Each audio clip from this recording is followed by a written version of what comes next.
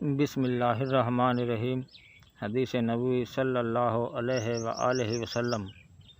حضرت مسروق بیان کرتے ہیں، ہم نے عبداللہ بن مسعود رضی اللہ عنہ سے اس آیت اللہ کی راہ میں مارے جانے والوں کا مردہ تصور نہ کرو، بلکہ وہ تو زندہ ہیں، ان کے رب کے ہاں انہیں رزق دیا جاتا ہے، کے بارے میں دریافت کیا تو انہوں نے فرمایا، ہم نے اس کے متعلق رسول اللہ صلی اللہ علیہ وآلہ وسلم سے دریافت کیا تو آپ صلی اللہ علیہ وآلہ وسلم نے فرمایا، ان کی روحیں سبز رنگ کے پرندوں کے پیٹ میں ہیں، ان کی قندیلیں عرش کے ساتھ معلق ہیں، وہ جنت کے میووں سے جہاں سے چاہتے ہیں کھاتے ہیں، پھر انہیں قندیلوں میں واپس آ جاتے ہیں، پھر ان کا رب ان کی طرف دیکھ کر فرماتا ہے، کیا تم کسی چیز کی خواہش رکھتے ہو؟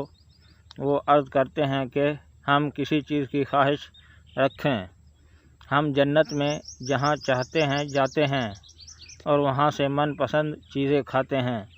رب تعالیٰ ان سے 3 مرتبہ یہی سوال فرمائے گا۔ جب وہ دیکھیں گے کہ ان سے پوچھے بغیر انہیں نہیں چھوڑا جائے گا تو وہ عرض کریں گے، رب جی، ہم چاہتے ہیں کہ ہماری روحیں ہمارے جسموں میں واپس لوٹائی جائیں، حتیٰ کہ ہم تیری راہ میں پھر شہید کر دیے جائیں۔